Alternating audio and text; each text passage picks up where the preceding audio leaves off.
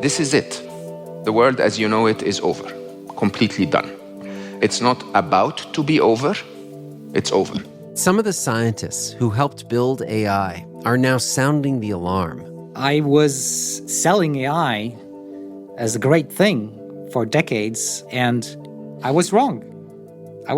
There's a longer-term existential threat that will arise when we create digital beings that are more intelligent than ourselves. We have no idea whether we can stay in control. While others say that AI will usher in unfathomable abundance. I've always believed that it's going to be the most important invention that humanity will ever make. This really will be a world of abundance. And among these fears and these fantasies, we seek the story of our future. Listen to The Last Invention on Apple, Spotify, Amazon Music, or wherever you get your podcasts.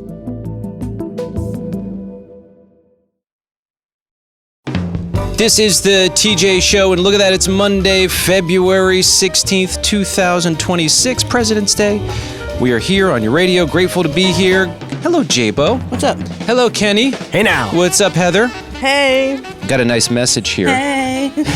It's a good way to start the day. Let's start here. Hey, good buddy. There he is. Happy Valentine's Day. Yeah, that's Wally. For the people that care. But anyways, better than that, happy President's Day. Hey, same to you. So you got a two-fer this time. Talk to you later. Bye. Yay. What did he say? You got two what? You got a two-fer. Two-fer. He hit us with 2 holidays in one. You know, I think those are the 2 holidays that people wish me the least.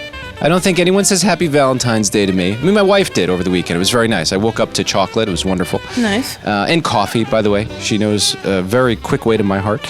And then President's Day, I don't know that anyone's ever wished me a Happy President's Day. Yeah, me neither. You only get wished Happy President's Day if you're off from work on President's Day, and we're here. Yeah, no, we're grateful. Yeah, no, even then, I've never been wished President's Day. Okay, there you go.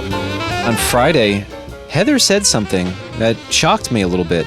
We were talking about what our plans were for Valentine's Day, and you said that for the first time ever, you were going to write a truly heartfelt note to your husband, Louis. Sure, yeah. And I've been very excited to find out how it all went, because you don't usually pour your feelings out for some never, reason. not once in my life. I don't think I've ever done it. Okay, and what inspired you to want to do this year? Well, I figured it'd be something that I've never done before. You know what I mean? Right. Up my ante for Valentine's Day. Mm-hmm. Okay. All right. So, okay, first of all, did you follow through and do it? Yeah, I did it. Okay. Yeah. And how did he respond to it? I didn't get any fanfare whatsoever. It was just kind of like, oh, thank you, love you too, and a hug. You know what I mean? It wasn't like I was expecting a little more something. You know what I mean? You wanted him to cry? I wanted him to tear up a little bit at least. No tears at all? No. Weird. Not even What a do you little think's bit. going on there? Did you really take it seriously? Of course I did. J-Bo? I mean, I don't know if she took it seriously because I don't know what the letter said. Do you have the letter? Yeah, I have it. Are you interested in reading it? Well, or any part of it? I'll read you some of the lines that I thought would really get him, you know what I mean? Okay, hold on, let me get you some music first. Okay, so this was the actual letter that you wrote to your husband. First Yes. time really pouring it all out to him. So I started off with Happy Valentine's Day. I know you know I love you, but did you know that you were my first love? Come on. Oh, my heart. That's good. Come on. That is really sweet. Come on. And then another line I have is, let's see. I really never believed in soulmates, but you make that concept feel more and more real every day. Whoa, this is good. This is good stuff. Take it if you need it. Oh my gosh. Well, I actually thought that you were going to maybe make a joke out of it. I wasn't expecting this. This is beautiful. Very, very good. I wrote I love how silly you are. I love how you truly don't care what other people think about you. And I love how you want to take care of me.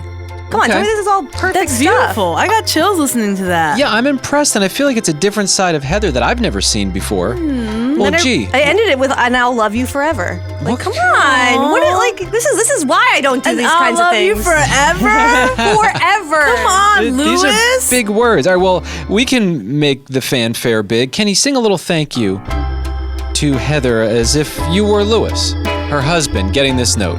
What should he have done? Oh, Heather, I think you're my soulmate too.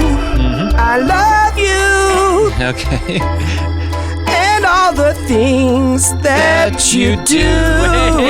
That was beautiful. Thank Fake you, Louis. Heather. You're really extraordinary. This is the TJ Show. Good try. It was very good. Coming off of the weekend of love, Valentine's Day, we got a message here at 877 Radio TJ. I think this might be Mr. Romance.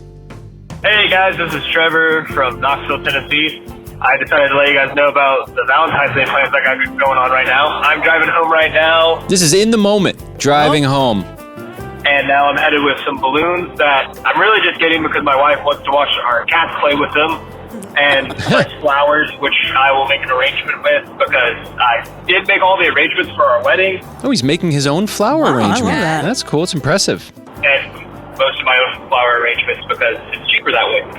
You do save a few bucks. Way to go, man. And I feel like I can make better flower arrangements that my wife likes more than the ones that I buy at the store. All right, there you go. But I'm headed over to do that, and then I also bought my wife some... I'm kind of against putting pets in clothes. I don't super love it, but... Uh-oh, where's this going? Doesn't like putting pets in clothes, but... my wife really likes the idea of it, so I got a little suit-type bow tie thing for one of our boy cat with a top hat that he can wear. A cat in a top hat? That's cute. Isn't that a Dr. Seuss? Yeah, cat in a hat. Cat in a hat. Huh. And I got like a almost like old-fashioned little shawl and something else, like a little hat for our girl cat. Huh. So I'm going to dress the cats up and make breakfast for my wife. So... You know, I'd really love to That hear is from sweet. you. Trevor, if you're listening, how many cuts did you get from trying to get two cats in hats and bow ties?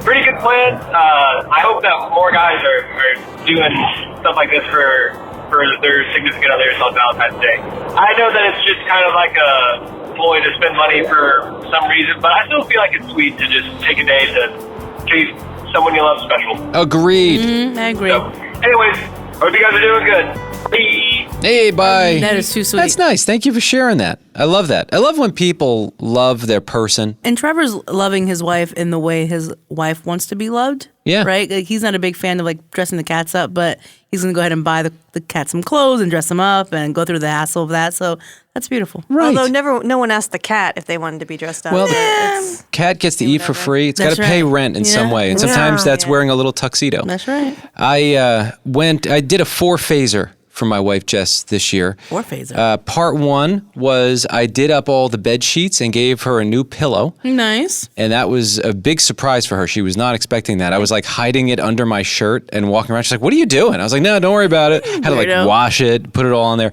So there was that. And she loved that, by the way, right? She did love it. I thought she would like that. Yep. Yeah, yeah. Then I also got her stuff at a bakery, so fresh made the next morning. Nice. This was on Valentine's morning. Went out, waited in line. Lots of dudes there. It was very exciting. Way to go, dudes. And then phase 3, I forgot phase 3. I'll have to get back to that one. Phase 4 was going to be something else, but then she wanted to work on something that she was working on, so I did the dishes, and she really loved that. Congratulations on stepping up. Yep. I cleaned the whole kitchen, even used Clorox wipes on the countertop. Way to It was go. very, very romantic. Can we guess who this is on the phone? Here we go. Hello.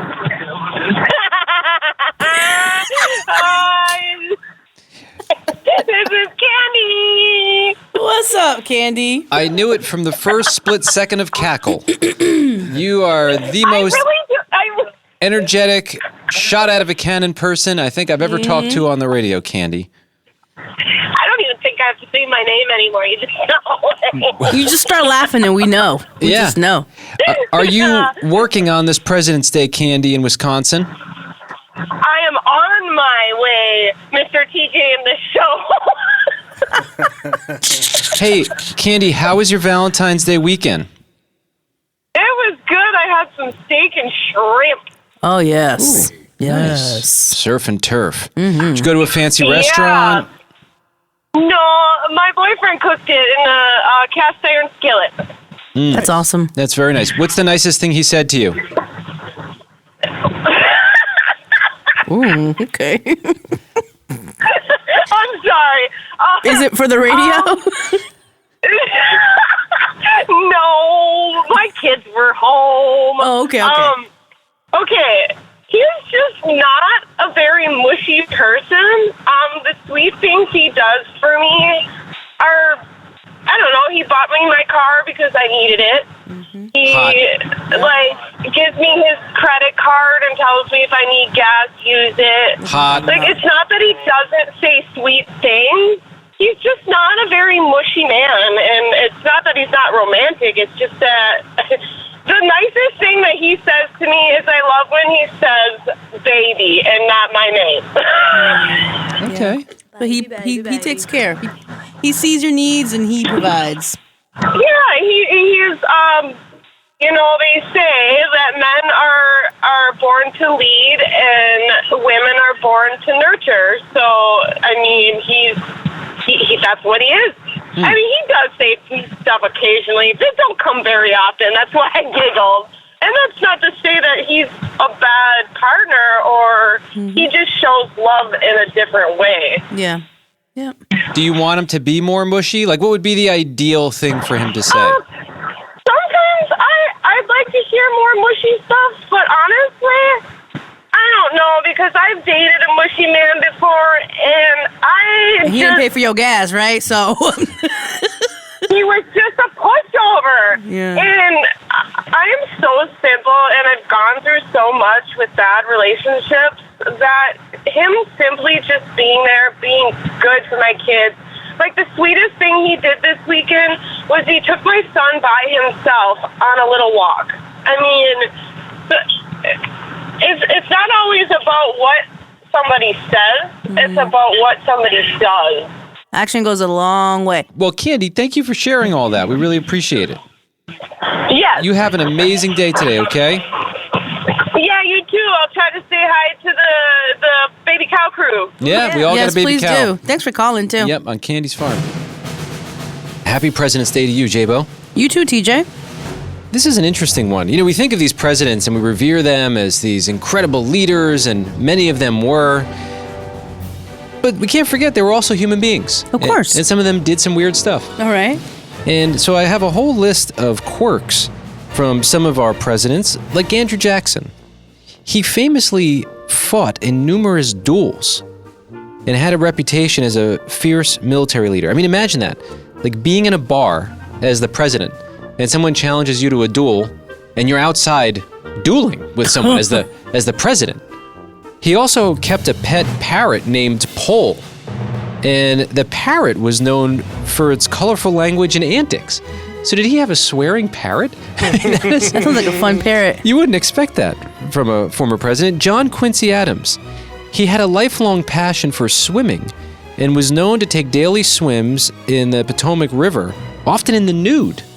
He also had a penchant for keeping a daily diary which documented his thoughts, observations, and activities in meticulous detail. I can understand that in the pool, but in the river, sometimes the fish will start. Yeah, I wouldn't want that. No, you don't want anything to get mixed up for the wrong thing there. Right. Fish like to eat.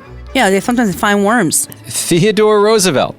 He was an avid outdoorsman who embarked on numerous hunting and exploration expeditions. He took a year-long safari in Africa, and this is what I found so interesting about him. He had a diverse array of pets at the White House, including a bear, a badger, and a one-legged rooster. I didn't even know you were allowed to have that many pets. A bear? Andrew Johnson had a reputation for being unkempt, disheveled in his appearance, often appearing in public with uncombed hair and wrinkled clothing. Yeah, I mean, I agree with wrinkled clothing. I wish someone would make that popular. I hate ironing. I don't even really know how to do it. Don't get me started on steaming. But he was also known for his colorful language. He had a tendency to speak his mind, which sometimes got him into trouble politically. Well, that never happens anymore. No, never. Thankfully. Grover Cleveland. President Cleveland holds the distinction of being the only president to marry in the White House. I didn't know this, but he actually got married in the Blue Room to Frances Folsom. This was in 1886. That must have been a party, huh? I mean, you might as well. It's a free venue. Yeah, seriously. Saved a lot of money. Right. On wedding fees. Warren Harding. This former president was known for his love of poker and often hosted high-stakes poker games at the White House. That seems like, is that allowed? Can you still do that? Legend has it that he bet away all of the White House's china in a bet. Oh, my goodness. Come on. President Harry Truman had a fondness for playing the piano. I didn't know that about him. He would often entertain guests with his musical talents. I saw a video on YouTube. There was a guy who was interviewing him, and it was a beautiful Steinway piano. And he was like, "We want to hear it." And he sat down and he started playing it. Harry Truman's one of my favorite presidents because he was the one who installed a bowling alley at the White House. It's funny you bring that up. Richard Nixon, also, who was known for his love for bowling, installed another bowling alley in the basement of the White House. We need bowling at the White House. Yeah, no, it's cool. We've got Chris in North Carolina. Hey, Chris. Yeah, I'm here. Last week, you heard us discussing, I had a little bit of a foul at the grocery store, although I was just trying to help. I scanned my store card for the lady, and I sort of reached over, did that boop. It was a good scan. Right on target. I was accused of being offensive for doing that. Heather said that she felt like that was invading her personal space as a cashier. I agree. Yep. What did you want to say about this, Chris?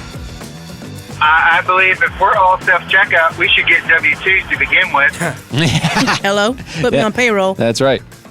But if that's her job, you could just lift it up the card and she could have scanned it for you. I'll never do it again. But you know, part of me reminisces about the old days. I used to bag groceries. I took it very seriously. I would treat each bag like it was a Tetris game. I used to work for cash and carry. Trust me, I know. Yeah, right. Wasn't it wonderful when you could pack a bag nicely and you get the bread on top? Everything was wonderful. And so I remember the days of scanning. And it's fun when you scan something and you actually hear the boop. Beep, yep, boop, boop. Don't you love that? Beep, boop. So I don't want to get a job at the grocery store, but every once in a while, just give me a little boop. Well, they'll hire you part-time then. Maybe seasonal. Well, like your point, Chris, they kind of are hiring me again with the auto check. I guess I could go to the auto checkout there if I really miss it. Scan all your things. You know what? This is why we talk things through with our fellow humans, because I feel like I'm in a better place because of you. So thank you for that. Well, you're going to get it from both of them anyways. That's right. You know it, Chris. Well, you know, what's a little more? Chris, what is the most exciting part of your life right now? Let's talk a little bit more about you. Well, I'm a store manager for Verizon in Black Mountain, North Carolina. Are you dealing with people coming in saying, "I don't know what happened to my app"? Yeah, Facebook, email. I can't seem to get calls out. Well, you've turned off your cellular service. That's an easy fix. Bloop. I used to do this inside Walmart since 2018. So I got people coming up to me why they can't use their phone because they downloaded all these cleaning apps that you don't need. Do you like stuff like that? Do you like helping people work through their extremely frustrating app hurdles? Yeah, good for you. Good. We need you. I want to take care of the customer. Well, listen, thank you for keeping us connected. You know, the internet and online has really helped the world, and you are a big part of that, Chris. Thank you. Y'all have a good morning. Maybe every once in a while turn some phones off so there's a little less fighting out there, okay? Delete their social apps. Yeah. Just say, I don't know what happened. You have a good day. Yeah. You too. Bye. Take care. Bye. Bye. See you, Chris. You know, this weekend, a friend of mine, he was asking, he's like, where can I hear your show? And he was opening up the podcast app and he was offline and he didn't realize it. And I couldn't get to anything. And I thought, that might actually be a more peaceful way to be. Because if you find our podcast, you're going to see all the other podcasts. That's right. And it's like, you know what happens when you go down that rabbit hole. So maybe it's not a bad idea. Maybe Chris and others like him are the key to turning off the internet. Not that I'm telling him he should not do his job, but I don't know, man. This world is getting nuts. Yeah. And not that we're telling you to not listen to our podcast. No. Because we want you to listen to our podcast. It's one of the few reasons why the internet should stay on. Right. But you got the radio.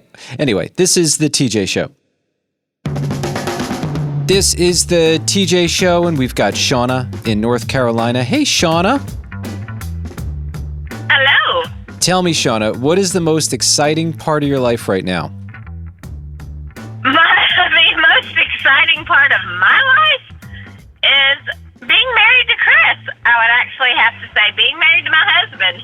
Now, Shauna, we just had Chris on the radio not too long ago. You know, he sounds like a nice guy, and you're in the car there, and you're calling us right back. I love this. What a love story we're hearing. We are definitely quite the love story. Yeah, there's a story for that. Shauna, give me the nutshell version of it as quickly as you can. How did you meet him? Why did you stick with him?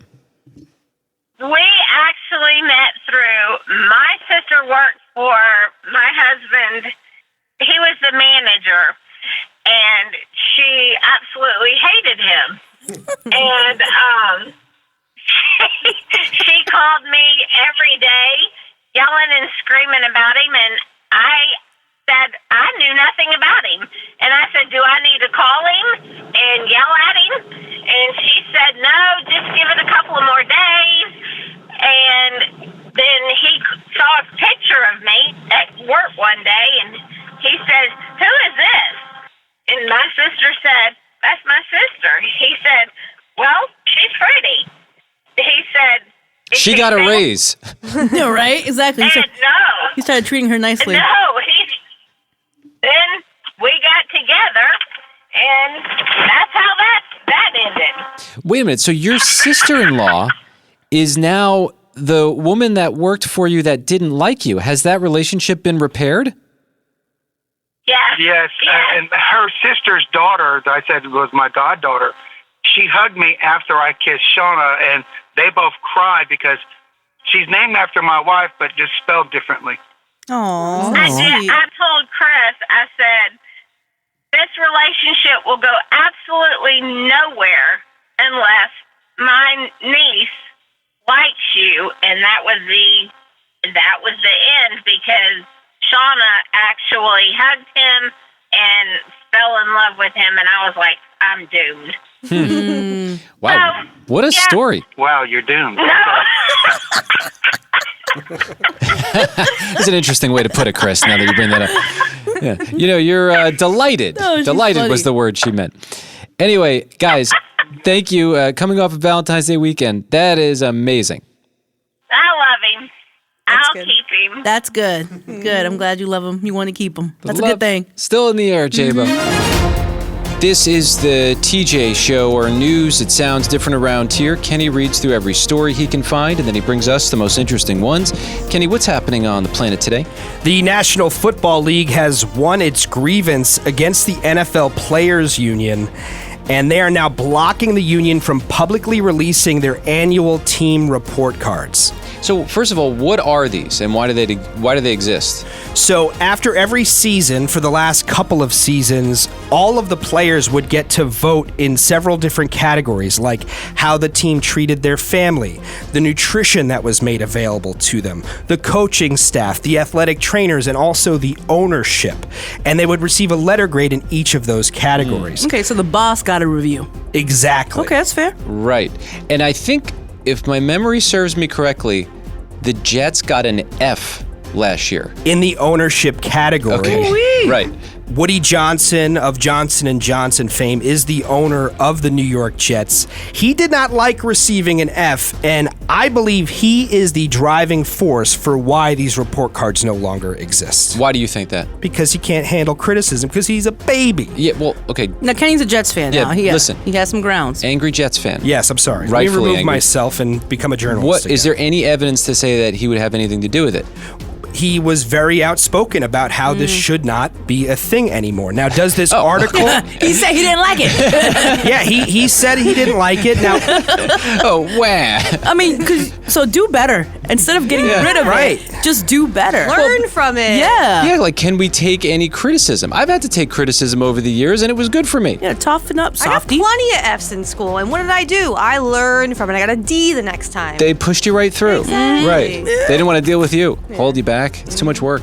yeah, now the article doesn't mention Woody Johnson or the Jets specifically, but as a Jets fan, it's the way it is. You have your theory. Okay. It's the way it is. That's the Kenny That's theory. really unfortunate. So what's the workaround? Are they going to do something better for the players? I don't know. And now they're saying that it's not going to be made publicly available. So will they still doing it? I don't know. That's unclear to me. Okay. All right. But we won't get to know who gets Fs and who gets As. What else you got? Well, in other athletics news, the Olympic villages. This is where the Olympic athletes stay while they're competing in the Olympic Games. They take care of just about everything for the athletes: food, clothes, lodging. They also provide certain items for, let's say, if a couple of athletes become really, really close friends. Prophylactic birth control. Oh, okay. Okay. They have run out. It's really close friends. Of that. They ran out. They ran out in 3 days, according to this latest How much do they report. supply? So, according to this report, $8 billion. there are close to 3,000 athletes competing this year. They provided 10,000 of these And prophylactics. They went through that in 3 days? That's what the report Hey, is listen, saying. you get a gold, celebrate. You get the bronze, celebrate that too, I guess. I guess that's a different kind of reason to get to the Olympics, huh? Yeah. Now, the Summer Games 2 years ago in Paris, France, 300,000 were provided to the athletes that year, only 10,000 in Milan Cortina. Kenny, what else do you have? Congratulations to The Simpsons. They aired their 800th and 801st episode last night. Man. When was the last time you saw a Simpsons episode, J-Bo? Probably the last time I lived at my mother's house when I was a child. I don't know, Yeah. middle school? It's been a while. I think it's been multiple decades for me. What about you, Heather? Well, my husband watches reruns, so probably, So not the new ones. So recently, yeah, he doesn't keep up with the new ones. So there's a lot to watch. I mean, Yeah. I don't know how you could even keep up with it. Yeah, that's an undertaking. It started in 1989. They have just wrapped season 37. How about that? And they are signed with Fox through season 40. So there's at least 3 more seasons coming. Good for them. I remember where I was when I saw the very first episode. For some reason. You do? Yes, I was in my grandmother's living room. And the whole family got around to watch this new show that was supposed to be so different. And I remember I fell in love with like what a bad boy Bart Simpson was. I thought it was so cool that he was on a skateboard. And then I watched it every single week. And then one day I was like, all right, I've seen enough. There I'm you done. go. Yep. And that was the end of that. Kenny, what else you got? TJ, you know how you get excited when you see one of these coffee is good for you stories come up in the news? Oh, yeah. This one I think Heather's going to get excited for. A new observational study out of the University of Colorado found that moderate lifetime cannabis users showed larger volumes in brain receptors tied to memory, learning, processing speed, emotion, and regulation. Sick. Nice. Emotions and regulations. Yeah, regulating emotions. Heather, emotions. I'm very good at regulating them for sure. Because you don't allow yourself to experience any of them. Keep them in check.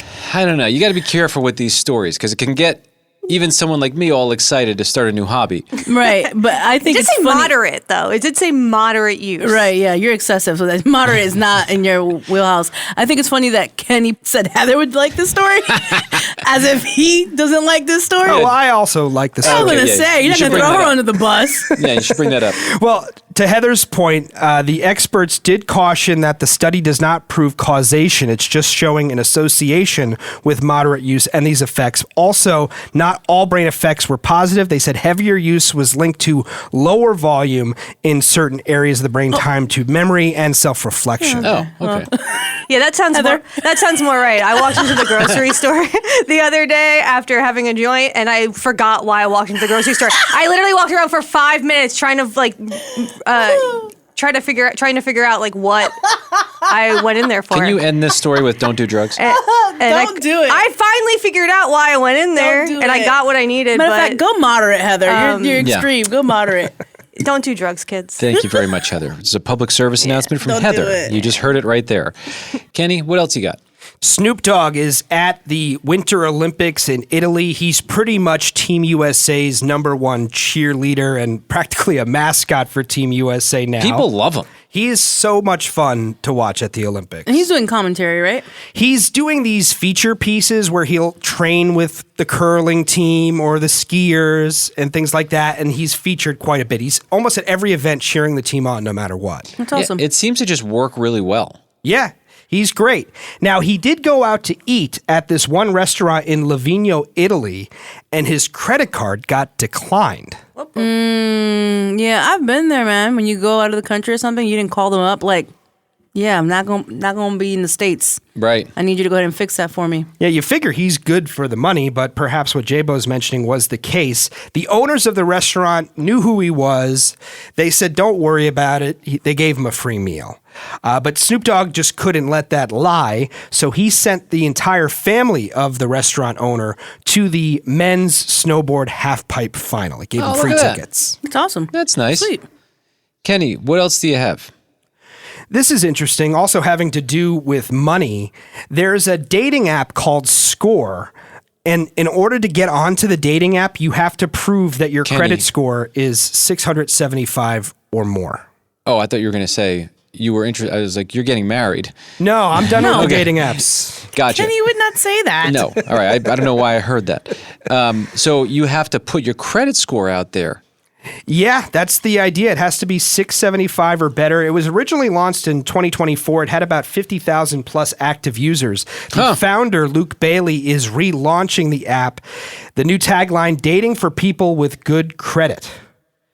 They partner with Equifax, which is what gives the credit score to your potential match. So right off the start. Yeah, it kind of beats it to those conversations because some people don't have those conversations when they're dating about credit and debt and how do you see money. And, if we said before, finances is the leading cause of people divorcing. Yeah, it really matters. How quickly did you talk to your husband, Archie, about your finances?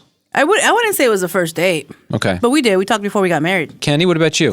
We still haven't talked about finances. Get out of here. No, we have. No, she knows she knows how much money I make. She's seen my bank account. I know how much money she makes. She makes a little bit more than I do. Good for her. She's the breadwinner. Hey, Heather, when did you talk about your finances? We've never have. Never had the discussion? Nope. We treat our money separate. Yeah, I got into it pretty quickly with my wife, Jess, because I wanted to know what was up with her. What do you got going on? What's up with you? Any surprises?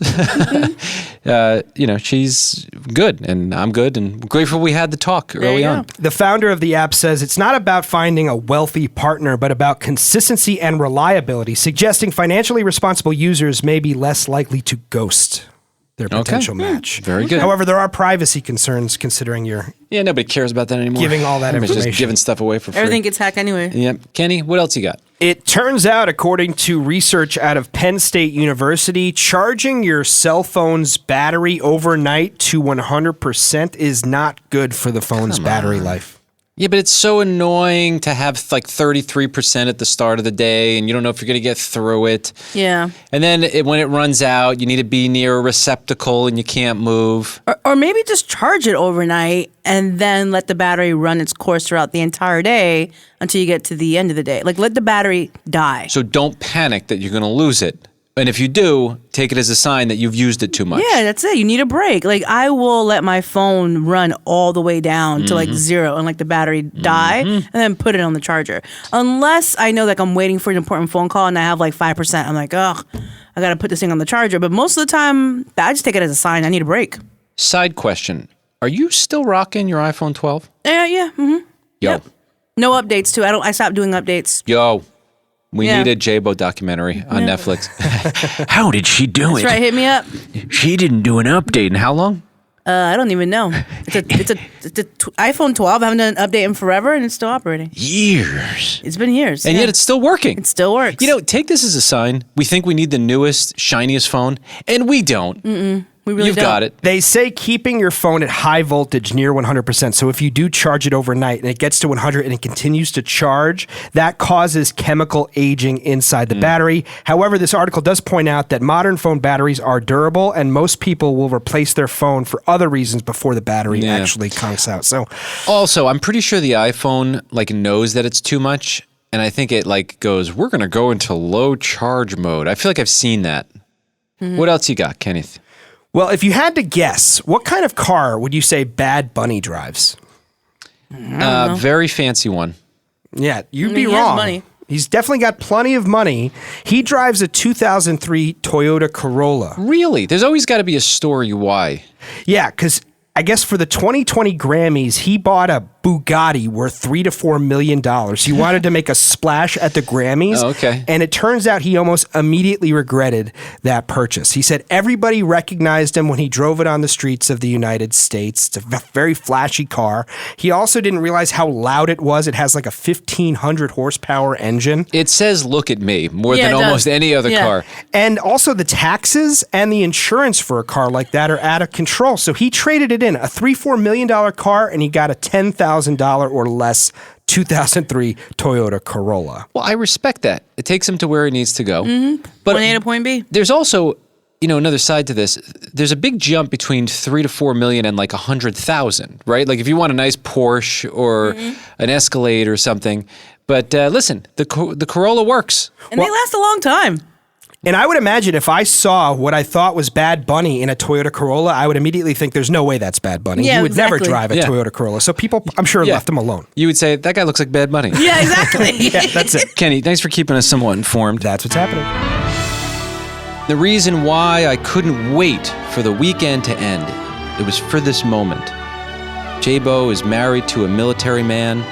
I was curious to know, what did he do for you for Valentine's Day? I've been waiting. Tell Why me. is this focused on me? Well, because I'm sort of excited about what happened. It must have been something cool. I got a really mysterious phone call from this guy, and usually my phone is on D&D, but I saw that the voicemail was recording. You can see that if you're on your phone, like on the top left-hand or right-hand corner, somebody's leaving you a voicemail.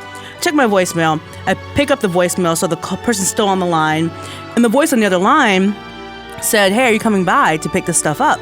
That's the first thing they said. And I said, "I don't know what you're talking about, sir." Uh-oh. And he said, there's an order placed online. And I'm like, I have no idea what you're talking about. Oh, boy. And he's like, well, we're closing pretty soon. And I'm like, yeah, but I don't know what you're talking about. So I need more information. And so I finally learned that this particular shop is close to my husband's job where he works. And I said, yeah, I think you should have called my husband, not me. And he goes, oh my gosh, I think I just ruined the surprise. Oh no! Get out of here! So I was like, it's all right. I'll ask surprise. I'll just, I'll act like it. Did you act surprised? And so I kind of sort of forgot. Like I knew it was coming, but I kind of sort of forgot. Okay. And then when my husband Archie got home, he first came in with a gift for Sky because it was Sky's birthday on Valentine's Day, our dog. Priority. Cute. And yeah, he thinks she's a child and she's not. And then he walked in with this massive bouquet of flowers and like a gift and all this stuff. And it was from that shop that called me instead of him. And I almost thought about not telling him that I knew it was coming. But I did tell him, and he was like, oh, that's why because they found out he was military through our conversation. So when he walked into the shop, they like shaked his hand, thanked him for his service. But the guy would not admit that he ruined the surprise. So I admitted it to my husband. They need to take that guy into the military camp and go, what did you do, No, man? it was all good. I was still surprised because the bouquet was absolutely gorgeous. Well, there you go. Yeah, so. Kenny, what about you? Come on, new fiance. Better be something good. Well, Allison got flowers. She got chocolates. What did she do for you? What did she do for me? She got me chocolates. She wrote me a really cute note, and she took me to see Harry Potter and the Cursed Child on Broadway. So maybe the best Valentine's Day ever for me. Very good. So she did it up. Heather, go ahead, tell me, what did your Lewis do for you? Well, he drew me a dirty picture. Oh, sounds about right. I woke up to a homemade Valentine's Day card of a picture of my husband's booty. Okay. He drew it himself. Listen, and if you want to know how he got the picture done, he actually did take a picture of his butt in the mirror, and then he drew it from that picture. He's a unique individual. He is. But he's something to work off of. It's like it's a little inside joke between the two of us. So but it was nice. And now we all know. Yeah. Kind of sort of inside joke. Yeah. Well, so what'd you do, TJ? I got nice chocolate from a Swiss chocolatier. Ate almost all of it. And coffee.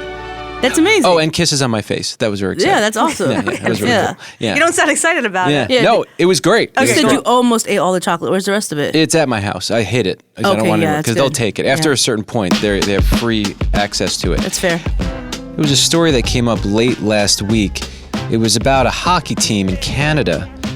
And it was very weird because I guess so many fans complained about their fellow fans smelling at the hockey arena that they had to send out an official email from the people that ran the tickets, and they said, please, take a shower. In so many words, they said, you're smelling up the place. And it has to stop. It was a very nice message, but it got so bad they felt they had to address it, and there were so many people. I wonder if there was some superstition involved. They're like, you stink! And I don't know. I thought that at first, but then I checked the record, and it turns out not only do the fans stink, but the team stinks. Stinks on ice. Like really bad. They barely have any points. It was something wild. Well, maybe that's why the fans stink, because they're like, listen, we're not bathing until you guys actually win. Yeah, well, it could be that. So we got a message from B-Boy Logic, who wanted to address what happens when you have stinky coworkers, because that came up too. What do? Do you tell them? Kenny, you had to go to HR. I did. Because Kenny managed a team at one point, and there was a guy who stunk, and everyone complained to you. Hey, TJ. Hey, J-Bo. What up? Kenny. Heather. It's B-Boy Logic again. I was just listening to the show, and y'all were talking about people that stink, and if you're going to tell them, I don't know about this HR nonsense, but if somebody's kicking like Bruce Lee, I'm telling them. Okay, so there's one take on it. You go and you tell them if they're kicking like Bruce Lee. I must pull them aside and say, listen, man, I don't want to be mean, but mind your own personal hygiene. You know what I'm saying? Don't be stinking up in here. I like that saying, too. I don't want to be mean, but mind your own personal hygiene. Gotta keep it real with them. get that nonsense. Tell them like it is. They can't handle it, man. Yo, just get them a tissue for their issue and keep it moving. Okay, so if they... This bro just sitting here rhyming on the voicemail. Like, what? Yeah, if they got a problem, they start crying, you know what to do. Give them tissue I'm for serious. his issues. Let them know. Because if they stank and they don't want to listen, then they got to go. Piece of chicken, y'all. This guy. I love it. Oh, man. B-Boy Logic. He's great, man. Out on Long Island, New York. So there you go. Yeah, I guess you didn't have to worry about HR. You should have just gone right to the guy. I don't know, because when it becomes a workplace issue like that in a management position, I didn't want to get sued. You want to cover or anything yourself. like that. Yeah. I needed to cover myself and make sure I did it by the book. And we know Kenny doesn't like confrontation. Right. You know, No. unlike B-Boy Logic, where I'm sure all his friends smell nice. Because they already know. They're like, Oh, yeah. No, they know what to do around him.